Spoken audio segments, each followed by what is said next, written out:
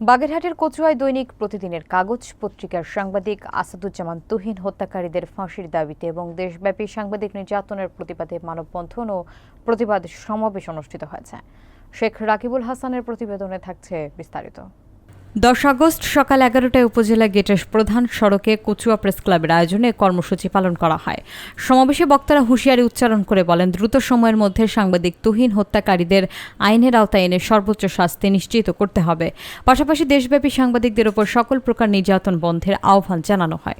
এতে উপস্থিত ছিলেন সাপ্তাহিক খান জাহান পত্রিকার সম্পাদক শেখ আবু সাইদ, বার্ষস প্রতিনিধি আজাদ রুহুল আমিন, কচুয়া প্রেস ক্লাব সভাপতি শহীদুল ইসলাম খোকন, সাধারণ সম্পাদক উজ্জ্বল কুমার দাস, বাংলাদেশ মফস্বল সাংবাদিক ফোরাম কচুয়া শাখার সভাপতি তুহিন খান, সাধারণ সম্পাদক সূর্য চক্রবর্তী, বাংলাদেশ মফস্বল সাংবাদিক সোসাইটির সভাপতি তরিকুল ইসলাম সহ বিভিন্ন গণমাধ্যমের স্থানীয় সাংবাদিকরা।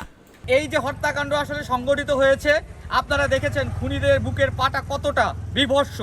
তারা পুলিশ আইন প্রয়োগকারী সংস্থার সামনে পিজন ভ্যানের ভিতরে বসে তারা আসলে সিগারেট, তারা দর পেতে সেই সিগারেট তারা আসলে ধরিয়ে খাচ্ছে।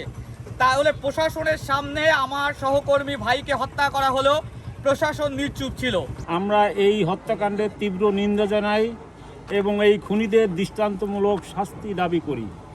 একই সাথে বৈষম্য বিরোধী আন্দোলনের ফসল যে সরকার, বর্তমান সরকারের কাছে আমরা দাবি জানাই বাংলাদেশের সকল প্রান্তের প্রতিটি সাংবাদিকের নিরাপত্তা নিশ্চিত করতে হবে।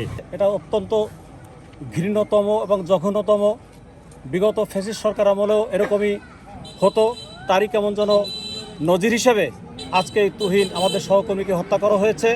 আমরা অবিলম্বে এর দৃষ্টান্তমূলক বিচার চাচ্ছি এবং আইনের আওতায় তাদেরকে গ্রেপ্তার করে তাদের দ্রুত বিচার ব্যবস্থা সম্পন্ন করার জন্য, এবং আমাদের মফস্বলে আমরা যারা সাংবাদিকতা করি আমাদের নিরাপত্তা বিধানে বর্তমান সরকার যেন সচেষ্ট হয়। সাংবাদিককে যেভাবে হত্যা করা হয়েছে, আমি এই হত্যার তীব্র নিন্দা জানাই এবং অনতিবিলম্বে এই ফাঁসি কার্যকর করে